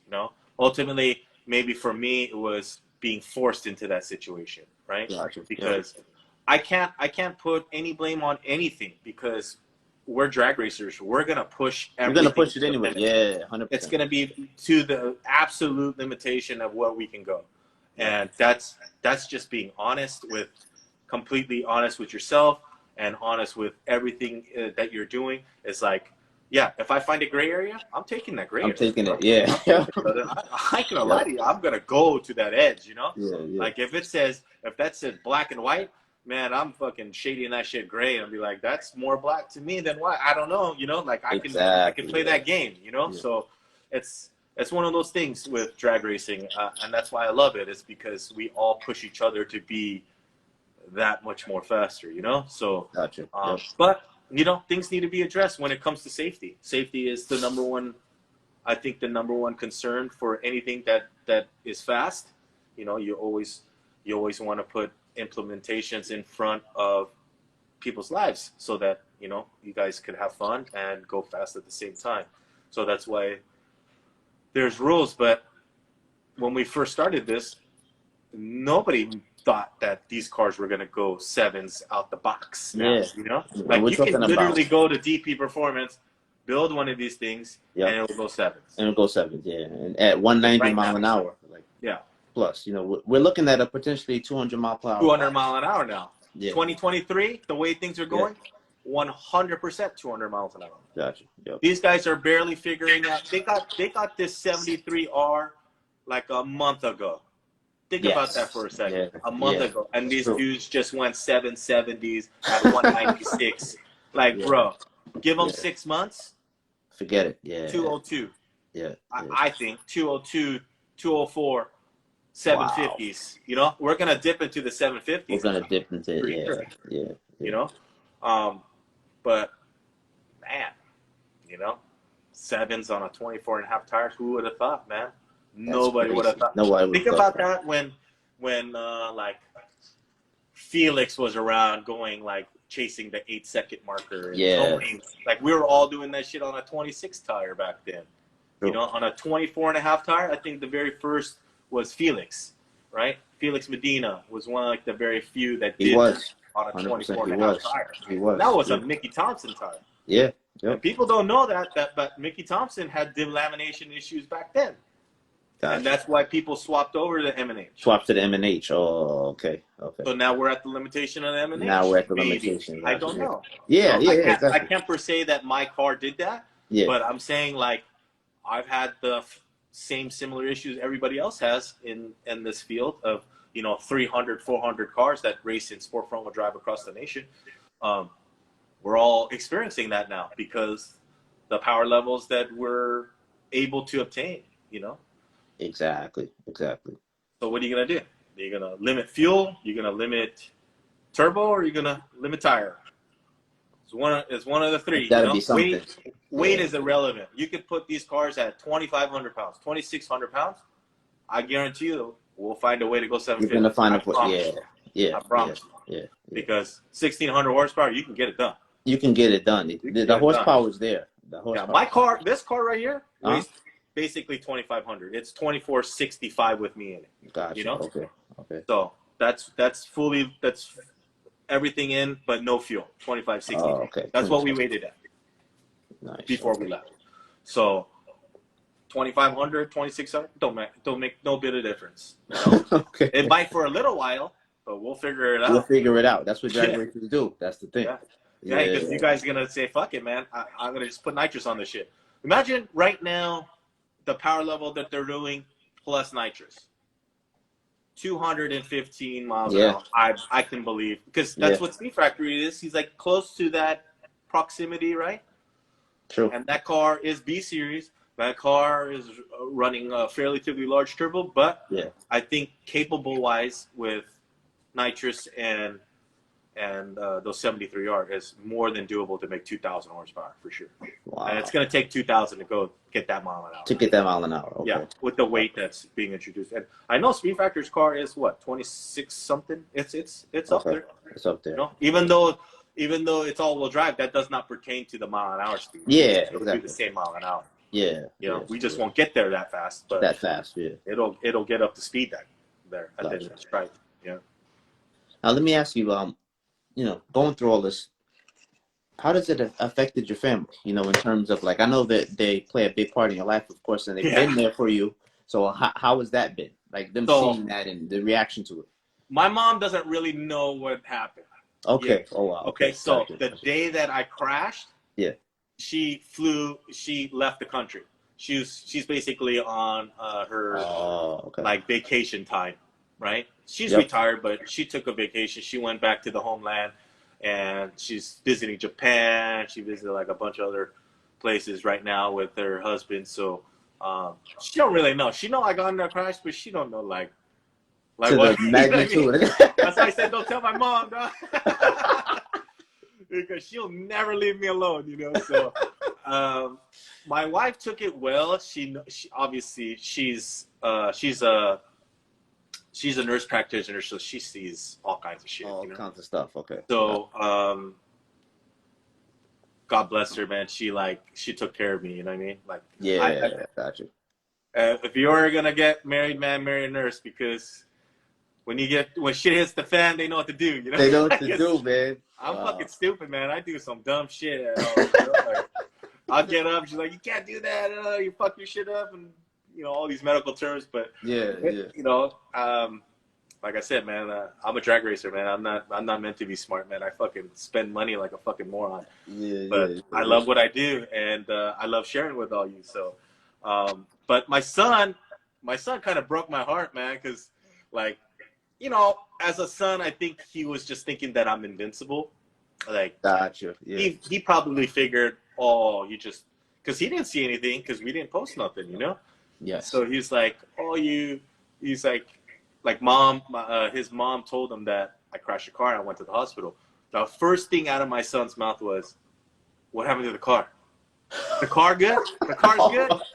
What's up with the car? Oh, man. And I'm listening to this, and I'm like, you motherfucker, you know, like, what about your dad, man? Yeah, you know, what about me? You don't ask me about me, like, what's up? He's like, oh yeah, man. how are you doing? I said, oh, dude. So, like, you'll be all right. Too late for that. You'll be all right. yeah. But I think once he kind of figured it out, he was like, oh shit, yeah, that was pretty bad, you know? So, gotcha, yeah. He didn't see it until I got home. You know, I didn't show him any pictures or nothing. So, gotcha, okay. Yeah, he obviously saw the car beforehand. He was like, shit. Yeah. Car's gone. And he was kind of sad. He was kind of bummed about that because, you know, we had plans, right? Yeah. But, you know, my son is very much involved into the racing realm of things. Gotcha, yep. So it was a dream of mine to put him in this thing, you know, to go. But, I mean, we'll entertain that when that day comes. That day comes, yeah. And he's still, you know, 3 or 4 years away from it. So he's got plenty of opportunity to be around. He's 12 right now. He's turning 13. Gotcha. Okay. So we'll probably entertain him doing like the NHRA just released the new, I guess, junior racing for like kids that are 13 years old. Okay. Are able to race on the drag strip now. Oh, really? I didn't know that. Parental supervision. With supervision. Oh, wow. Super dope, man. So this is kind of like finally NHRA is like catering to the grassroots, right? Wow. Because okay. I really lost love with NHRA within the last 5-6 years because they just kind of don't care about us anymore. We all feel like that. Yeah. You know what I mean? Like we can't relate to what they're doing anymore. Even though, like for me, I love Top Fuel, I love Pro Stock. Of course, I love all of that. But that's because of me. I grew up doing that. We grew up, yeah. That's why we'll always like watch others, that. we're trying to educate the next generation. It's really tough to do that because they look at that as unachievable. They don't it's like, relate to what that. is that? They're like, I don't know what that is. Yeah. And most people in this day and age has never even been to a NHRA pro race. Gotcha. Like, So it's like really hard to kind of like relate the normal average Joe Exactly. versus what they're doing. So with this, I think it would be great because like we gotta, in order for this sport to evolve, or any sport, we have to get our younger generations involved early, at an early age, so that 100%. Yeah. that's their passion. We gotta entice passion into their lives in doing something, because if not, man, you get just a bunch of entitled fuckheads fucking trying to run the fucking world down to the ground, you know? So Yeah. it really is like a culture that I will fight to the death for, you know? Because Exactly. it Yeah. saved my life. It made me not do bad shit as much as I did bad shit back then. But, you know, like it You turned could have me been into doing something other stuff better. that's way worse. Exactly. Yeah, and I get to share with similar people that love the sport as much as I do, you know, and sharing that together it's the best thing for me, you know, like I love it, you know what I mean? Yeah. I love the progression of everybody doing what they're doing with their programs, and that is because we all share the same passion. And if we don't teach the younger kids, then that's one of It's those over. things. Yeah. Yeah, it's done. You know, like we Yeah. can't pass on the torch. You know what I mean? And so we really gotta encourage everybody to, you know, get their kids to come to the racetrack, have them involved. Hey, grab that tire, grab that tool. You know, just make them work on Exactly. Yeah. stuff. You know what I mean? Hey, clean this. You know, use this solvent and fucking, you know, don't spray it in your eye and shit. Just get it going. You know, like clean that shit. Like Nah, that's what I have did, them man. I love it. have them help. No, listen, what you're saying is key because listen, and I got nothing against anybody particularly, but like the takeover stuff Man, and bro, they're having a like lot of influence right now, dude. We yeah, gotta they have a stop that. lot. You know what I mean? Yeah. And like I get it. Everybody has their thing, but like we do need to teach the kids because I think they will like it if they get to see it more and they are around it. It's just what it is. Like Yeah. kids grow up in things and then they like it. You know what I mean? Yeah, And yeah, of some course. and so at the end of the day, we do want to see drag racing evolve and keep going. So people, when you're out there, like Jason's saying, listen, take the kids out, take them, let them, if you're building a car, have them in the garage with you, things of that Yeah. nature. You know what I'm saying? Like, I mean, just a testament to where drag racing is like unbelievable.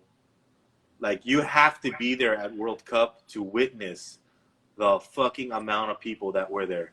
Like yeah. even just on Friday, bro. Oh yeah, yo, bro, Like this Friday was like a Saturday, or it was, yeah, yo, holy crap! It made me feel so good to see that. You know what I mean? And like when I flew home, and then I started. You know, obviously I was watching the race live at my house now, and just the amount of people that were supporting drag racing. yes, It was yeah. just the greatest feeling for me, for Jason Miller, and the Miller Brothers production team, and like all the work that they put in, and they sold out a Sold venue out. was Yeah. unfucking Congrats to those believable, guys bro. again. Congrats to Yeah. those dudes, Yeah, man. yeah. They deserve every bit of that.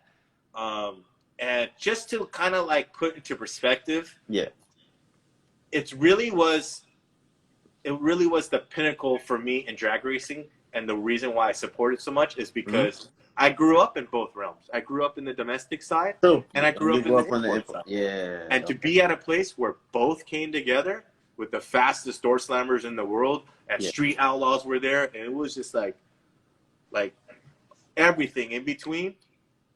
It was bonkers. All the pro street bike stuff, like I'm super involved in that too. Like I love that shit too. Like those guys, I love seeing them, but that's crazy, man. What is I it? can't never get on one, you know.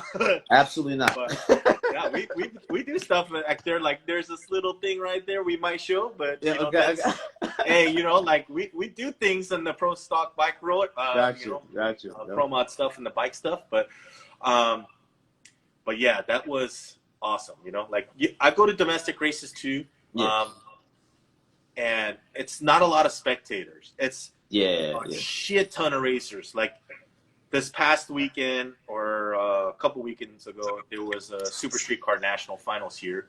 Yep. And I was gonna attend that after World Cup with my car. Okay. And that race houses like fucking 1,000 race cars, dude. Like 1,000 domestic race cars. It's that much of that. I've heard about that race forever. I've always wanted to go. 5 days long, bro. It starts on Tuesday. It starts on Tuesday, ends on Sunday, bro. Wow. It's like crazy. So that race is really wild. I wanted to see that, but when you go, like, it's a ton of racers, but not a lot of people in the stands, you know, which is kind of weird. Yeah, But, exactly. Yeah. like, yeah. for this, it's like, you know that drag racing is going in the right direction. Like, Gotcha. Yeah. Jason doing his thing. I know Chris Miller's doing his thing, and like the tri-state area. Vic is doing this thing down At south Bradenton, Florida. 100%. Man, dude, you guys got a really good thing going over there. Chris, not Chris, Cliff, over at IFO is kind of doing a national thing. Yeah. So collectively, everybody doing something is great. 100%. It gives you no excuse to go out to these places. You know what I mean? And to really just kind of like, hey man, I'll just go out on a Sunday and we'll check it out. And I think that's all it really needs to take is just one time. You know, one time you go out and you have a great time. You watch the cars race. Yes. Your family's involved. Your kids love it. Yeah. You know, I highly encourage everybody to do that now. You know, because it's needed more than ever. Because we got good momentum, and let's push on it. You know. Like we all need to be pushing it, and like, you know, whether it's sharing a photo, an image, you know, a video, whatever it is, man. Like even street racing, man. Like a lot of people frown upon it, you know what I mean? But I wouldn't be here if it wasn't street racing. People don't, you know, people talk all they want, but a lot of this started from street racing. It's just what it is. Like there's not, because at the end of the day, when you first get a car, you're not thinking I'm going to go to the track and pay to get in and race it down the track. That's not what you're thinking about. You know what I mean? Yeah, we do some fucking stupid shit, but you know, hey man, nobody said I was smart, you know. I just like having fun, you know. So I get it, you know. Like if I was to do it all over again, like there might have been some situations where I'm like, hey, don't do that, you know. But everybody lives and you learn, and that's how you survive in this world. And I don't not condone it. I don't condone it. You know, like in the middle, you know what I mean? I got I'm torn because without street racing, I would have never been here. But like, it does create an avenue where people are like, hey man, you know, like this is kind of getting a little bit too crazy for me. I want to get something a little more serious. I'll be more doing it on the track. And then it just kind of evolves where like, you don't necessarily do street racing anymore, but you always follow it because you're exactly. But then you just do it on the track. Yes. You know what I mean? Yeah. So it's one of the same. It's the same culture, I think. Any real drag racer has stemmed from the streets, no matter what you say, whether it be at a green light or it's a money race or some kind of competition between you and the other down the street. 100%. It's a different time now, though. You know, like I can't really relate too much now because back then it was just kind of like phone calls or like we'd meet up at a parking lot 2 in the morning, 1 in the morning, and then you just see who shows up, you know, and then just get cracking, you know what I mean? Gotcha. But now it's like, shit, man, you can message somebody on IG, call them out, and then, you know, get your ass drugged, and you got to hear about it all. You got to hear about it. And so there's videos everywhere. I see that too, and I think that's badass also, you know, it's like, you can really get under somebody's skin after a while, you know. And it's hard to get, you know, like, and another thing, like, I didn't like is, like, the payout. Like, sometimes people don't pay. I think that's some fuck shit right there. Like, there's some things going on in street racing which we'll address on you know, we have some plans for that because there's some nonsense going on sometimes, man. But you know, and that's one of the things, like, you know, not paying or making up an excuse not to pay or because like you win some, you lose some, man. That's how drag racing is. Every day you pull up to that line, somebody's losing. And just come back the next time they beat them. Yeah. That's it. And that's it. I think that's what really should happen now. Is like to, you know, do that. But nonetheless, I don't know. You know, I don't want to drag this on too long. I know people want to see the car. I want to kind of showcase that, and if you could, please, damages, and I think you guys will enjoy that. So, by the way, one of your friends is in here, Ed Birkenholtz, bro. Ed's in here. Yeah. What's up, Ed? Yo, Ed used to sit right there. Yeah, Ed drove the car for a bit, and Ed, thank you for tuning in. A salute to you because you guys watching you guys back in the day was just like phenomenal. That you guys are one of the reasons why I started doing this. You know what I'm This saying? is what stemmed from Yeah. the old ones, right? Yep. This is what you created, Ed. That's it. You and a bunch of other knuckleheads that got together at the street races. Yep. Figured out that this Honda shit was ever gonna get to this place, but it did. It did. This is somewhat of a tribute to what what you did and to how what they did, 100%. and how much it's evolved. But nonetheless, he's coming out with something too. So just be sure to support Ed. Okay. Okay. I don't know when or what, but there's gonna be a comeback. I can tell you that. Now you piqued my curiosity, bro. Come on. There's gonna be a comeback in that realm. So, and that's what I'm trying to gear up for. People may not know, but I like to pursue the pro front wheel drive category. Whether or not people are going to be doing it. Okay. I want to pursue it because that was the ultimate end game for me. Right? Yes, exactly. Yeah. I pretty much got a hot rod car. This is a hot rod. I could put some bars on this fucking thing and call it a day. Yeah.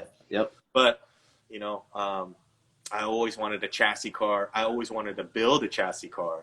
Yeah. I had many ideas because throughout all the time from NHRA and teching and battle, I got to really kind of see the insides, the inner workings of pro front wheel drive, and it's fascinating to me, dude. Fascinating, yeah. Okay. Like, I think those cars, like the way things are going, those cars can go fives. A 5-second pro front wheel drive car is gonna be crazy. That'll be crazy, man. Wow. Nuts. And the only one person I know that can drive shit like that without being fucking scared is fucking Ed, man. Is Ed? Ed is fucking retarded that way, dude. He's wild, bro. The amount of in-car I have in him, I was like, dude, this guy's fucking out of control, dude. This guy is... Wow.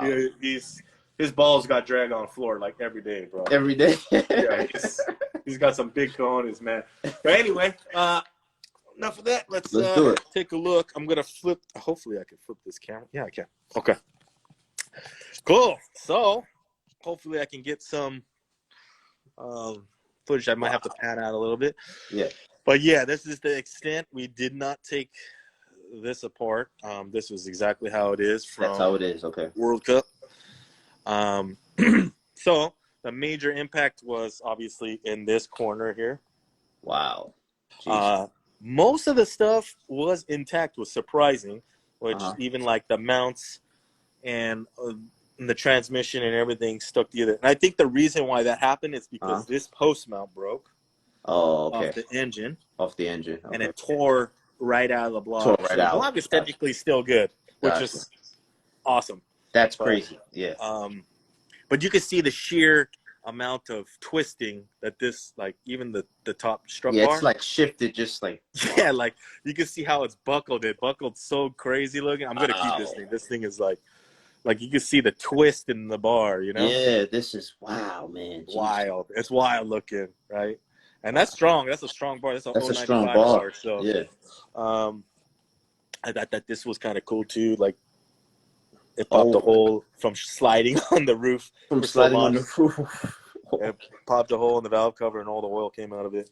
Gotcha. But other than that, I mean, obviously the intercooler smashed that shit shut. Yeah.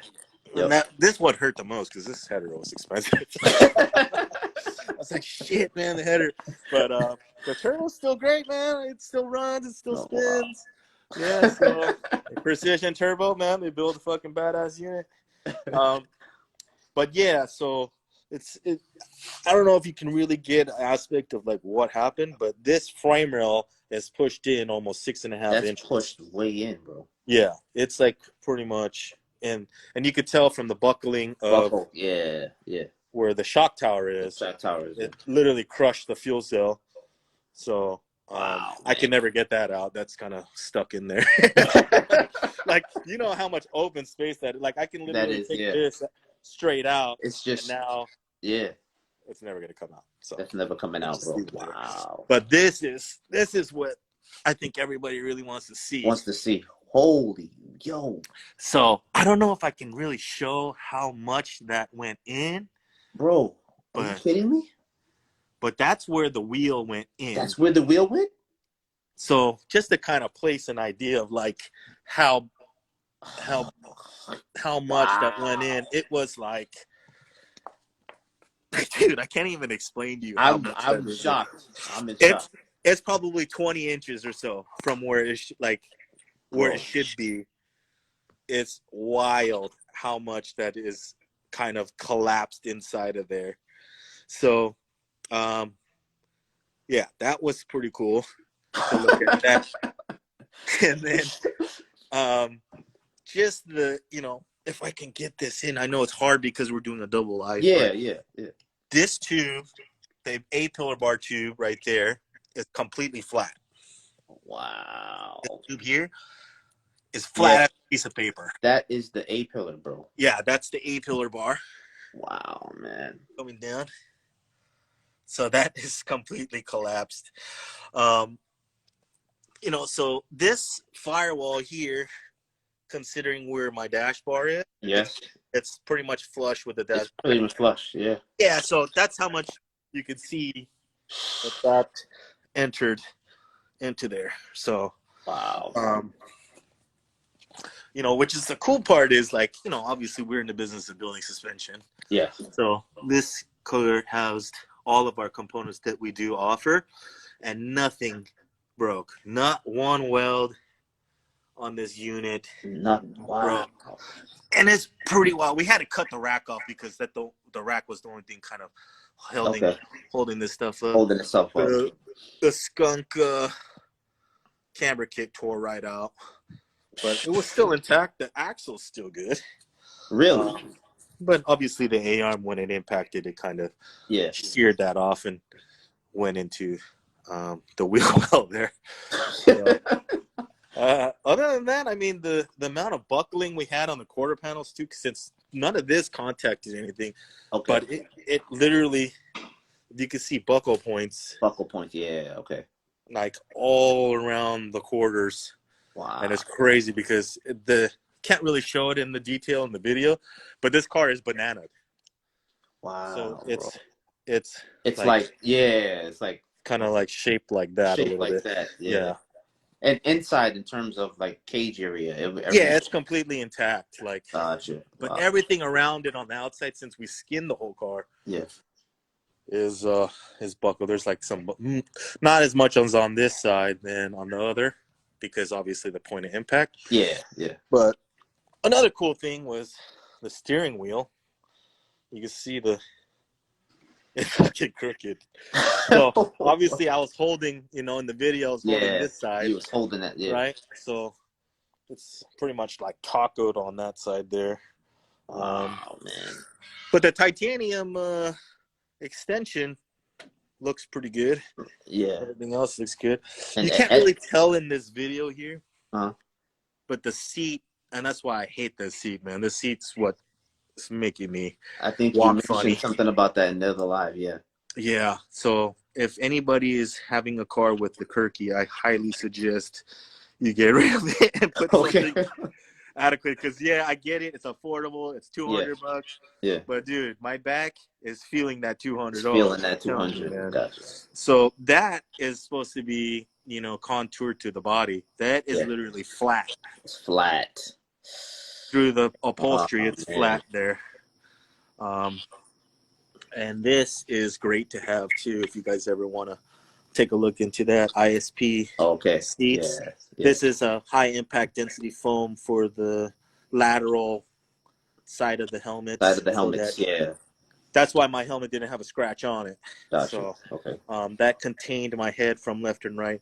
There's also seats that have those built in, like Race Tech. Like the Race Techs, right? Yeah. Sparco has some really nice ones, and they're really affordable. You could take a look into some Sparco QRTs, some advanced QRTs. I think that's what they're called. That's if I do build something, I'm going to be going to Sparco to talk to them about that. Gotcha. Okay. So. Well, I'm impressed that the fact that it looks like the like the integrity was kept inside in terms of like the cage that was built on this thing. Yeah. So obviously this is more shear the impact zone here. Yeah. And but the X bar is definitely what helped save the collapse of the cage. 100%. I'm sure that the gussets tied into to the outer frame rails Yeah. are doing something. The shifter is bent. I don't know how that bent, but if we could take a look at this here, it's literally shifted sideways. It's pointing that way. Oh wow. It's pretty wild. Like, I don't know how I did that, but I don't know how you did that one. Yeah. That's fucking bent to shit. I still left some of my DNA up on top here. Oh man. I was bleeding out pretty good. Oh man, bro. A lot of that was attributed to what happened to my hand. And ultimately, I think I punched that helmet hook there, and that's how I lacerated my hand and broke it. Yeah.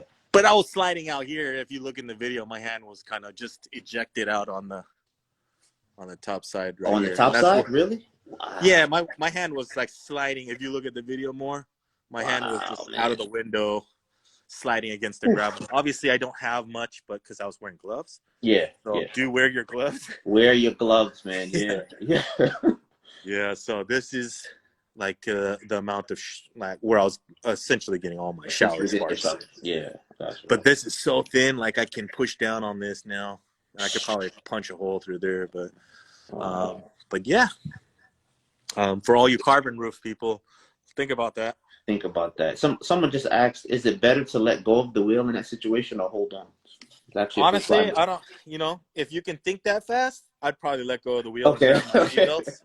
But at 172, things happen really quickly, dude. So, I don't know. I don't know if I can go, oh shit, I'm in the wall, I'm gonna hold on to something. Yeah. It's really kind of one of those motor memory things where you just kind of grab and brace the steering wheel. Exactly. Yeah. Because you're bracing yourself for impact kind of deal. Yeah. Yeah. I don't know about letting go would be smart either, because like obviously my right hand is contributed to being suspended in the air, and that's the most trauma that I had. My left hand is completely fine, even though I bent that steering wheel like a toggle. And that's a good steering wheel. That's a Momo. That's not one of those cheap Chinese fucking steering wheels that fall apart when you crash. But yeah, man, most of this stuff is gonna get torn apart now, and we're gonna hang this car up on the wall. I don't know how we're gonna get it up there. I was gonna ask you, what are you gonna do with the car? Wow, so you're gonna hang it up?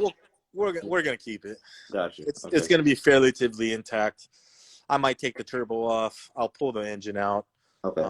But the rest of the stuff that's unsalvageable, we're just gonna keep it in the car. The steering wheel, the seat, and belts, and all that shit. I'm not gonna use any of that shit because. Gotcha. Okay. Yeah, those stuff are unusable. Maybe take the taillights out because me and clear taillights. I love it. What is it with you and the damn clear taillights? That's my generation, brother. That thing is the bee's knees, man. That's like you guys and oh man, what's in now, man? Oh my god, the clear taillight. That's true. That was a thing back then. It was definitely a thing. So yeah, most of the stuff is, other than that, did its job, as they say. Yeah. No. So let me ask you. I mean, after looking at this, right? Yeah, Jonathan, no Euros, brother. No, man, we don't do that Euro taillight shit here, dude. That's for some of those. I'm not gonna lie. I had on my Civic hatch. Yo, the M3 headlights. We're gonna have the Angel Eyes. We're gonna have to end this live now. Okay. Oh my god, brother! Where's all your friends at? Tell you you're doing wrong.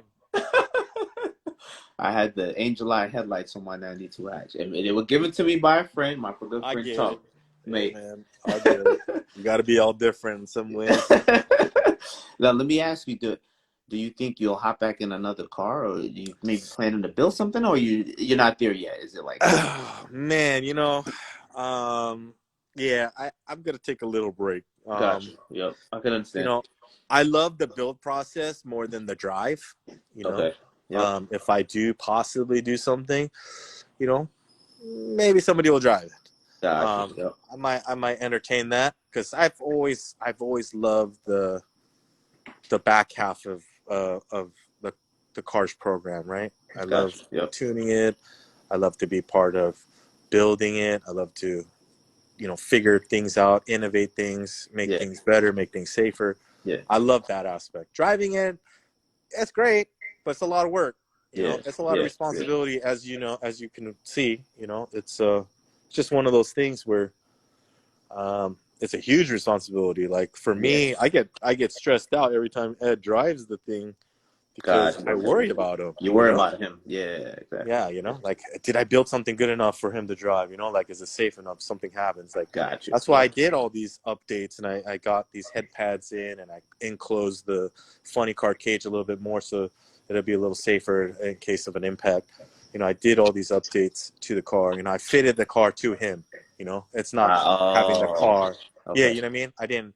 I didn't do it the other way around. So, in that aspect, yeah, I might entertain something like that. We are in the discussion of maybe be doing something in the future, but for right now, I'm just gonna take it easy for a little bit. You know, develop some new parts. I have some stuff that I've been working on, and you know, with racing, this stuff takes all your time, man. This car right here, it will literally consume your life. Like, if you want to play at the level that these guys are playing at, you got to be ready to put in the time, because that's what it is. It's all time. You're just buying time, trying to get these things to go, you know? So it's a lot of hard work, and I commend everybody that's in it. I think after the season starts, I'm going to fucking miss it like crazy, and I'm just going to be like, nah, man, this is not gonna work out. You know, like, I gotta get back to it. You know, like I gotta get back to it. So, I don't know. I figured we'd probably be able to entertain something, but right now I'm just happy that I'm here. I'm walking. I'm doing my thing, and I'm able to come back to the shop was a blessing in itself, because it was, for me, it was an eternity, because I live here. This is my house. I just sleep at my home, you know? Got you. Yeah. I live here. This is what I'm doing every day. So, and I appreciate it, Jonathan. Just take it one day at a time, man. I think one day at a time. Yeah. I think in light of all this live stuff and talking, is I don't really do this much. It's really good to see you and interact with you and everybody here. I'm really, once again, thankful, bro, for you doing this. Man. I just wanted to say thank you to everybody that tuned in and listened a little bit, and maybe got some ideas for themselves, and to keep them a little bit safer, and just to kind of take some advice from one idiot to another. You know? You know, you gotta be a little bit crazy to do. You gotta be a tad bit crazy to do it. Yeah, you gotta be a little bit crazy, a little bit stupid, and have a big heart, and you know, go out and have fun with your friends, and live to talk about it another day. So man, I'd like to thank a couple people, man. Thanks to my friend Ben, Stunner Ben, for putting this together. The link. Yeah, Ben, thank you, man. I appreciate you. Ben's been a huge supporter of mine. I'm a huge supporter of his. Yeah, and so thanks to J Rock Built for, you know, this stream was powered by J Rock Built. I know you know him pretty well, you know. Yeah, man. Yeah, and J-Rock, he's got to deal with a new shop that he's built. Yeah, and you know, check out J Rock Built Racing. Check out the YouTube channel, the Instagram, and for everyone here, you know, once again, thanks for tuning in tonight. It was awesome turnout in terms of people tuned in, people giving their opinions about safety, about speed, about drag racing in general. This is what we need. We'll be doing more of this. Once again, this is Talk to Me Nice live session with Nice Ones. Jason, thanks to you again. Another idea I have for you, Jason. Sure. As you take the car apart, you know, I know you're going to hang it up. If you can film any of that, please do. You know, with the cell phone. Yeah. We want to, like, you know, we just want to, even if I get the raw footage and like kind of put it together, you know, like after, like what you guys did, what you noticed, maybe we could do like a YouTube format video. You breaking down the car afterwards, you know what I mean? Because I think that'll help. And by the way, guys, this live, I'm going to end it. I'm going to save it. We're going to keep it on IG so you can play it back, tell your friends, and we're also going to upload it to our YouTube channel. So after the live, if they have another video to reference, like, hey, after they actually broke down the car even more, we'll be able to put that up there for them.